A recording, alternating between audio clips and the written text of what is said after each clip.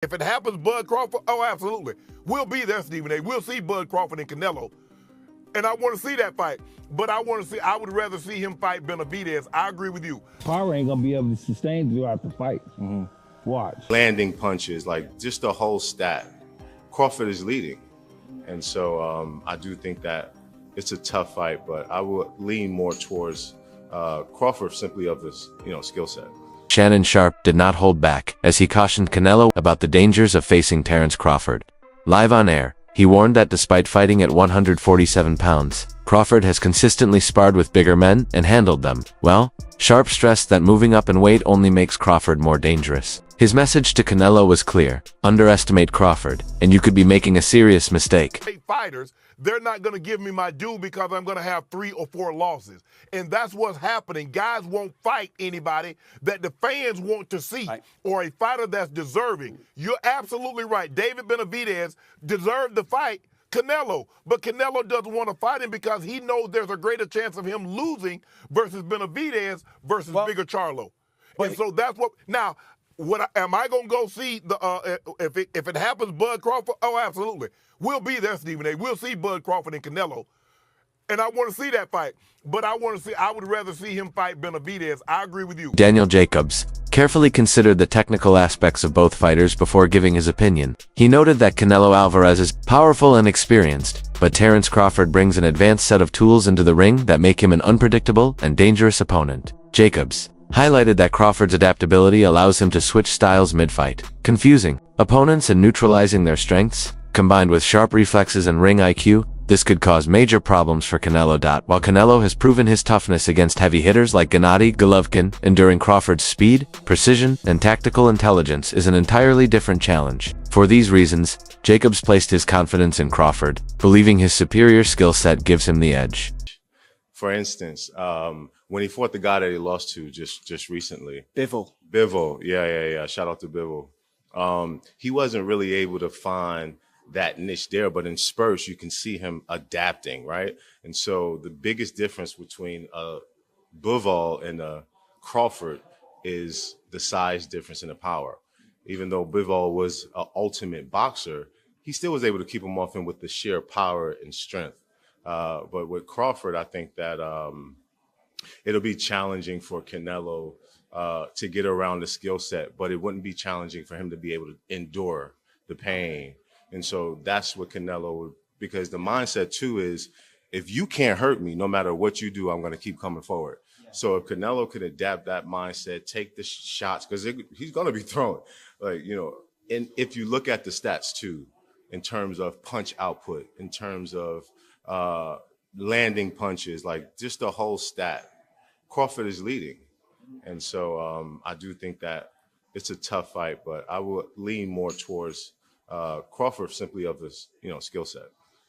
Is this the biggest fight for his legacy? If obviously he wins, I think. Crawford. Yes. Yeah. I think it would be the biggest win. Sure.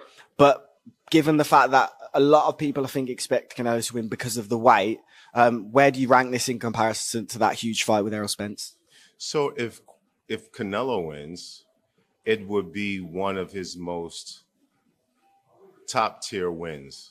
But it would also be expected. So I don't know if it would take the umph off of it, rather the other way around, because of the size difference and what all Canelo has been accomplishing for the last however many years, Dr. Oladipo explained that Crawford has a special quality that separates him from most fighters: the ability to inflict damage in ways not purely dependent on brute force. He believes Crawford's timing and accuracy allow him to land shots opponents never see coming, making them far more damaging. According to Oladipo, this is exactly why he favors Crawford in a matchup with Canelo. He argued that while Canelo, though durable, can be outmaneuvered by fighters who maintain discipline and avoid being drawn into slugfests, Crawford excels in this area. Patient and calculated, he waits for openings. For Oladipo, this unique combination of intelligence and punching effectiveness is why he has always leaned toward Crawford as the likely winner. He needs to put that pressure on himself.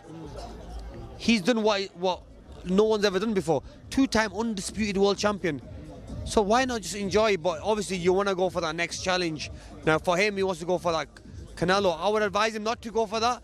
But if he's the man and he knows how good he is himself. So I can't really say to him that do this or do that. So really, he believes in his skills. He feels he believes in his skill. We can't answer for him.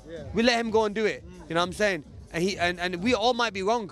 He might be even stronger than Canelo. He might pack the weight on well. That he might do really well in there. So look, regardless, You fought them both. Like, what are the differences between them?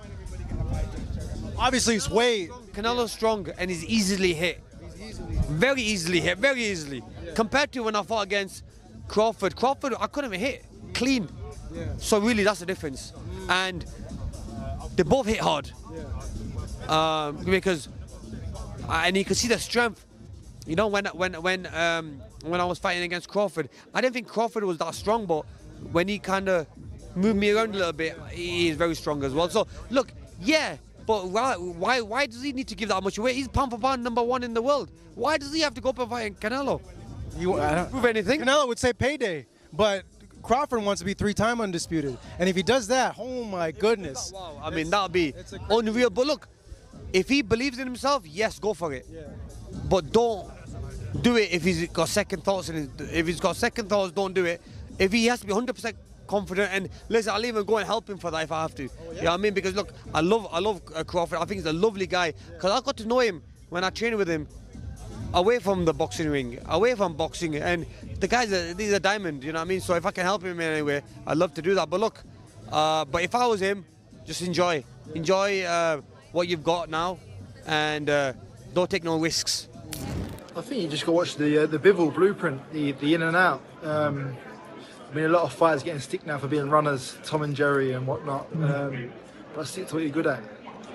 Bozy Ennis, father and trainer of rising star Jaron Boots Ennis, praised Crawford's efficiency inside the ring. He pointed out that every punch Crawford throws has a clear purpose. Unlike many fighters who waste energy on unnecessary shots, Crawford carefully calculates when and how to strike.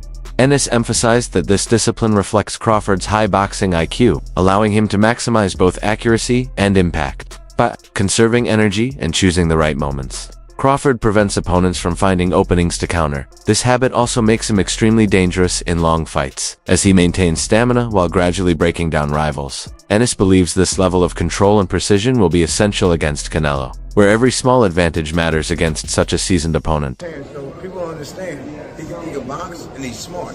Yes. He don't waste no punches, man. He don't waste no punches.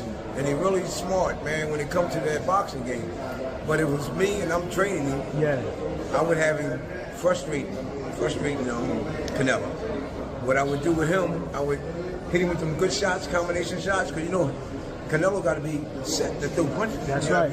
That's right. You know what I mean? If Crawford boxing move, he don't like nobody to boxing move, and that's what I think Crawford's going to do.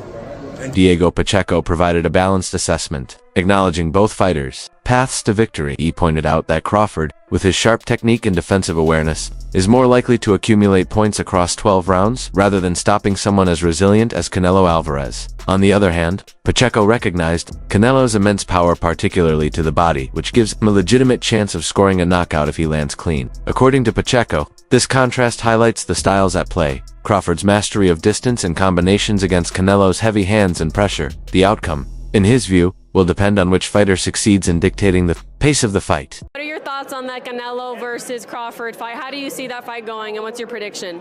That's a very, very good fight. Two great fighters. I grew up admiring them my whole life, so I'm excited for that fight. I think Crawford is a hell of a fighter. If it goes the distance, he might be able to get that decision win. But I think if there's a knockout, then it might be Canelo who's getting the knockout win. But I'm ready to watch the fight. I'm going to be a big fan that night, and just be rooting for both guys. They're both great fighters. Aid Oladipo reflected on Canelo's career trajectory, noting that while the Mexican star remains elite, he is no longer the same unstoppable force he once was. He recalled the rematch with Gennady Golovkin in 2018 as the peak version of Álvarez, a night when his skill, strength, and confidence seemed unmatched. But that was 7 years ago. Since then, Canelo's performances, though still strong, have shown signs of decline. Oladipo suggested that sparring with young and hungry fighters like Jaron Boots Ennis may be an effort to regain sharpness that has naturally faded with time.